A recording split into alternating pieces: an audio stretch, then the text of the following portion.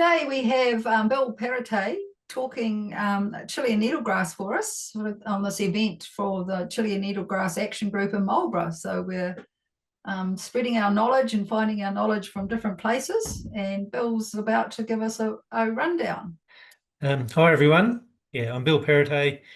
We have a mixed livestock farm here in Dangy at Guyra in New South Wales. We moved here in 1999 from southwestern Queensland, which was sort of hot and dry and fairly flat, to sort of hilly, very wet and cold and high altitude country here at Guyra. When we moved, it was quite a rundown farm, a couple of generations sort of too long, a lot of blackberries, nodding thistles, and after I sort of was here for a while, I found out about the Chilean needlegrass.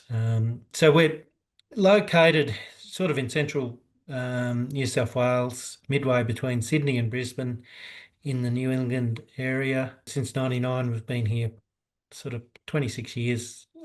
Battled with Chilean needlegrass right through that time. That's just a map showing where we are for people that are not very familiar with New South Wales, with Guyra.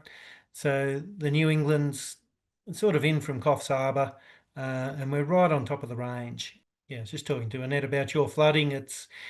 We're right on top, so it doesn't really affect us with the floods. It ends up down the hill and affecting others. But just our boundaries right on the Great Divide. So the water that goes west goes down into South Australia, and the stuff that goes east goes down through to Kempsey. And there's sort of a very fertile plateau country up top here. That's a map of our farm. We've slowly sort of expanded and leased a bit of country since we've been here, and we've just added a bit on that takes us sort of on the northwestern side of the picture there and settled in that in February, and another 300 hectares. It was fairly heavily infested with Chilean needlegrass, but we didn't seem to pay much less than anywhere else in the district without it. And that's one thing that's been fairly consistent since we've been here is it doesn't seem to affect the real estate side of things. Stock on at the moment, we're fairly optimistic about the cattle market, and we're probably running a few more cattle than we normally do and just trying to get them through winter. And we're having a good season, quite a bit of moisture during the autumn. We've got 1,000 weaner steers, 450 preg-tested in-calf cows, 200 replacement heifers, 2,300 ewes, and we've stopped buying merino rams, and we just buy them in now and join them to Dorsets. Shear in spring, sort of do that anyway, even that's sort of the district thing that we do here anyway, but it certainly helps a little bit with Chilean needlegrass not having too much wool at that period. And running about 1,000 wethers, once again, we've got to buy those in. We've been running goats since we've been here. Sort of started with feral goats from out on the flats where I was, where there's sort of lots of them just running wild, and put them here. And then I went to boar goats and had a lot of trouble trying to keep them alive in this sort of high rainfall, high altitude country. And so I've started my own breed called the Dangy Brown, where I don't drench or do anything to their feet, and only really breed from the ones that survive under that regime, and been doing that since 2011. Got a fairly resilient goat here. They are only for weeds. There's not actually much money in them, but we send sort of 400 a year to the works. Jackie and I did a techno course in 2008. Really learned a lot. We use a lot of their products. We don't do a full-on techno-graze system. We sort of have some of it developed that way, and we've made permanent sort of areas out of their spider fencing. We do run a few strings every now and then during the winter just to give us a little bit more rest.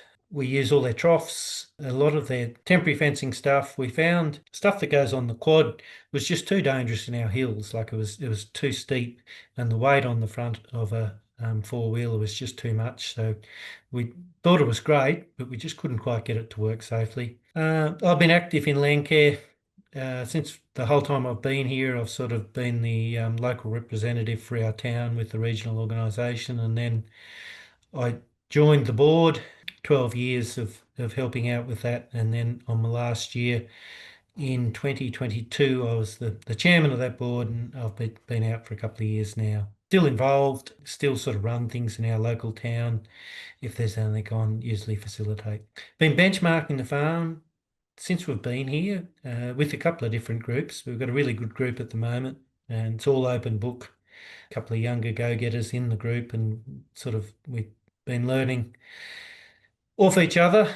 Yeah, I think that's really important to have an idea what others are doing and getting off the farm. And we usually go to someone's farm and all look at ways that they might be able to improve their business. Also in a local beef group for the last 20 years, and that's sort of different. It's not figures, but it's sort of looking at doing things a little bit more efficiently on farm, and done quite a few trials just randomly, and we usually have to set something up and have a go and see if it works, and then we all benefit from that. We're not restricted with selling stock, but when you declare in the online sales that you have Chilean needlegrass, it's sort of declaring to the world that you've got it in your stock, and it sort of rules out that method of sale. Even lambs here go to feedlots, and they usually shear them and put them straight in. I've been selling them out of the paddock, not declaring anything, and buyer beware, and selling them reasonably well. The last few years, I usually sell them as weaners straight off mum, and keep a few on farm off the tail to sell sort of midwinter about now. With cattle, there doesn't seem to be any real restriction. Certainly, if you're selling pregnant cows and your farm's got a reputation for having Chilean needlegrass, that could be a problem. But with steers, all mine go to the feedlot or to slaughter, and the cows are pretty much the same. We don't join for our last year and sell them as empty cows. So it's not really affecting us much with cattle, and we've found that cattle are certainly less affected, like they can handle Chilean needlegrass, the grass and the seed a lot better. Our biggest problem here, and I'd say to be the same as you, is just when we're starting to hit our straps in late November with our pasture curve, peak production, the Chilean needlegrass comes up and nothing eats it. And we're really battling with that where it's fairly thick. And all our targeting of Chilean needlegrass is trying to reset that and take that unpalatable stage out and keep it palatable all the year. And it's not so much trying to get rid of it, because I think that's impossible. You can sort of put something else in and you can kill it and you do different things, but 10 years later, it's going to be back there. So we're trying to learn the ways to live with it. Certainly the biggest impact for all of us is just the psychological thought of having it here. It's really annoying. Seed gets in your farm dogs, all through your vehicles. You see it in all the stock, and it sort of shines in the sunlight in the afternoons, and it's really only during that seeding period that it annoys you. For the rest of the year, it's short and green here and quite good feed. You're probably all familiar with the plant, but it's just so clever. It's just, if you get rid of everything else, it's the first to come back. It seems to create its own environment and dominate and create a monoculture. So anytime you create bare soil, it seems to win. If you cultivate, it seems to spread pretty quickly through the roots. Everything you sort of do to try and control it seems to help it. The strategy we've got is not to eradicate, although we'd love to do that. Our main method at the moment is weed wiping. Unfortunately, you've only got a very short window to get in and do that. Sort of only about 12 days between when it's high enough above the grasses to get a good go at it, and it's not actually producing hard seed and coming off on the wiper. And we're just sort of flat out at that period, making sure we've got spare tyres and everything ready, and a bit of time off all the livestock and get in and do that. The other thing we've been doing for a long time, slashing, and that's working really well. It's sort of not killing it as much, and sometimes it's reseeding if your timing's not quite right, and it's certainly spreading the seed, so it's not ideal. But a combination of those two, like if you're sort of outside the timing of the weed wiping, you can tidy up for one, if it's wet weather or whatever, you can't get it done. The last couple of years it's been breakdowns, and we're getting better organised with that. We can go in and slash. The other option we've got's broadleaves, and then using verdict or fusillade to control grasses. And we usually get a 4-year term out of the clovers, chicory, lucerne plantain, a fodder brassica the first year. Yeah, that's been working reasonably well. I'm not sure if it's cost effective, just the cost of sowing and spraying and the production you get off it compared to a permanent pasture, but it's certainly a good method, and we might get sort of 5 to 10 years after that 4-year period where we haven't got much Chilean needlegrass in the new pasture we plant after that. That's a picture of the slashing. We've got a 16 ton vibrating roller, and so we try and get country in pretty good shape with rocks and push them in, pick up the really big ones, so that we can have a good go at it with the slashing and get it ready, even fill in a few holes and things like that in the country that has Chilean needlegrass. Usually try and do it just below the seed height, and then hopefully that gives clovers and things that are under it a bit of a competitive advantage. For a long time we did chemical topping, and we found that created too much bare soil, and we got thistles, and the Chilean needlegrass quite enjoyed it with the new seedlings coming. But yeah, so we got every weed under the sun when we were doing the topping, and sometimes we went a bit too hard and killed nearly everything for one reason or another. So we've stopped doing that. That's our weed wiper. It's 6 metres.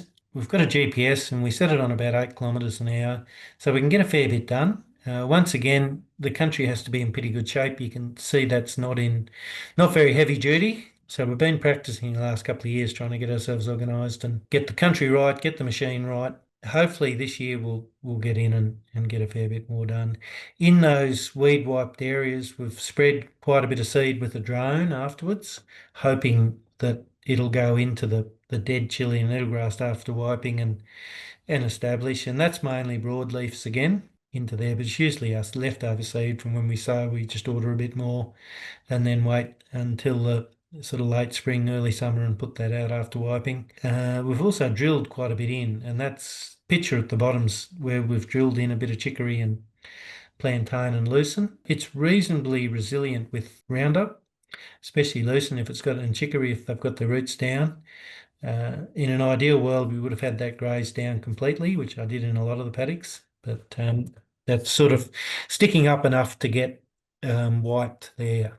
3 litres a hectare is about what we put out. So that's some of the after with weed wiping. The one on the left there was a really thick patch, like I was pushing through it. It was up sort of probably about 1/2 metre, and there nodding thistles that was in there as well. So it was really in quite bad shape. Sort of after that, when we'd put the stock through under fairly dense rotation, it came up fairly short and green and looked pretty good. There was still Chilean needlegrass. We're not getting much else coming, but it makes it useful. It takes out that seed cycle. Yeah, so by the autumn, you've got a pretty short, fresh, nice feed. That's a bit of Chilean. That's just in front of my cattle yards where I wiped it, and it actually killed off all the Chilean and left all the other sweet stuff underneath. You can see those plantain seed heads coming up there. It sort of burnt those off but didn't kill the plant, and it turned, and there's obviously quite a bit of younger Chilean needlegrass in under there, but it is still a fairly good mix of plants, which is what we're after in under that. This is our broadleaf option. Probably got about 150 hectares to that regime in various years of some are brand new and some are hitting their end.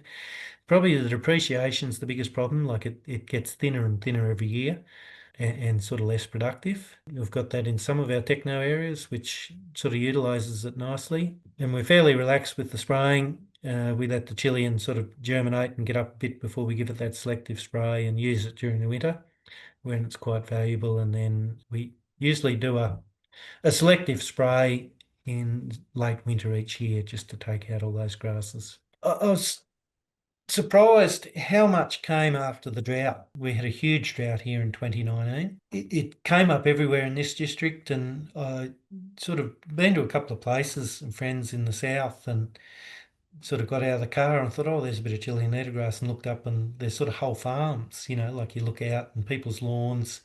It seems to be a lot more about than what I thought there was. I thought we were the only area with it, but it's sort of started in Victoria and it's around Orange, Central Tablelands.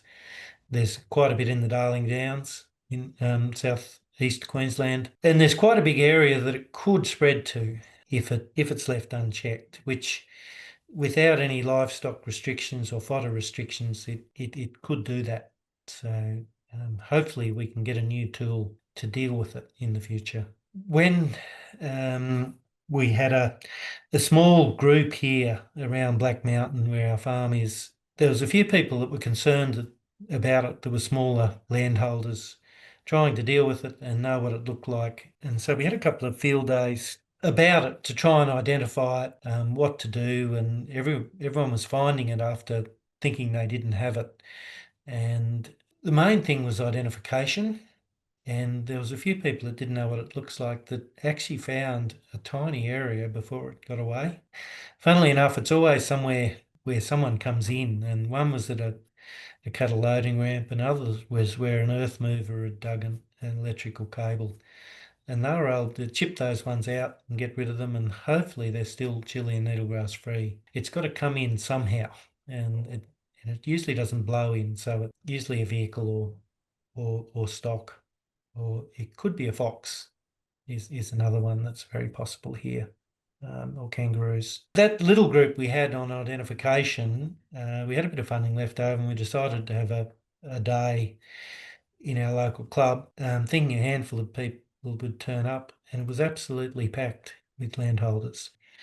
We had a little bit of a panel to talk about it, people with it, and what it looks like, and what we thought to do, and then we had a pressure to have a second one because a lot of people said, "Oh, I would have loved to have gone to that, but I couldn't go," and it was packed as too. So we probably had about 160 people come to these days, and you're flat out getting anyone to come to anything lately. So it was a sort of mild panic about Chilean needlegrass in the district, and people been pottering away doing sort of workbench area sizes of patches of plants in the paddocks, and all of a sudden they had whole paddocks of it after the drought. And so whether they'd farmed it or just the bare soil, it had just taken off. So yeah, so there was a lot of community worry about it. Yeah, and so after that we formed a small working group to try and do different methods of controlling and eradicating, and then put all our sort of results into a central point and see what everyone thought. And we're still doing that. Mine's been the weed wiping, and we've got a couple of marker points in the paddock where we've weed wiped fairly effectively for the last 3 years. Unfortunately, it doesn't seem to be reducing the Chilean needlegrass at all, but I do have those broadleafs coming underneath, a bit of clover and plantain and chicory. We're certainly knocking out that seed each year, so we're taking a few photos of it. The New South Wales DPI are involved and looking at options for people with what they should do. With New Zealand, certainly the same conclusion we came up to with our small group is the first thing's been able to identify it on your farm. There was a joke here that if you have, an area the size of your kitchen table, go and get a load of cement and chuck it on top of it. If you've got more than that, learn to live with it. And I think that's a fair call. Like once you get to a certain level of it, you just simply cannot get rid of it with chemicals available at the moment, because the chemicals we've got available kill everything, kill every grass. There's sort of a stage there where you have to make a decision, and a lot of the time when you're trying to get rid of it, you're just creating bare soil and actually making it worse. And then you've got to look at the options with those dense infestations and of biosecurity, and trying to, if you've got separate farms, keep it off the farm you've got, or if it's in only a portion of the farm, having sort of some sort of farm plan with machinery and stock to avoid spreading it during those after it's seeded in late spring, early summer. Oh, I've already mentioned land values. It seems to be fairly widespread where I am here at the moment. Doesn't seem to have stopped people from buying places. Some of the places around here that have made the most money have had quite a bit of Chilean needlegrass. I'd certainly prefer to buy a place without it. Yeah, it seems to like the most productive fertile country here. If you have to live with it, think you can probably still do your 10 tonne of dry matter and with it, and with a bit of management and a few strategies, you can still be just as competitive and profitable with it as without it. On my thoughts, it seems to create its own monoculture pretty quickly, and just when you're in those paddocks, we do a fair bit of temporary fencing and you're trying to put tread-ins in and the soil's really hard, like you sort of hit it with your foot to put a tread-in in it and gives a bit of a bounce. And there's something about the soil that seems to turn it, really brittle. And we just sort of wondered, the chicken before the egg, like is it bad soil and Chilean needlegrass comes in, or is it Chilean needle comes in and turns it bad? The scientists tell us this is not the case with the people I've spoken to, but all the farmers with it. So there's sort of just Chilean needlegrass in it and really hard bare ground between where it is. Once again, stay positive and try not to let it get you down, and try and keep it short and green. Well, thanks very much, Bill. That's That's all a good. very intriguing talk, and I found it very fascinating.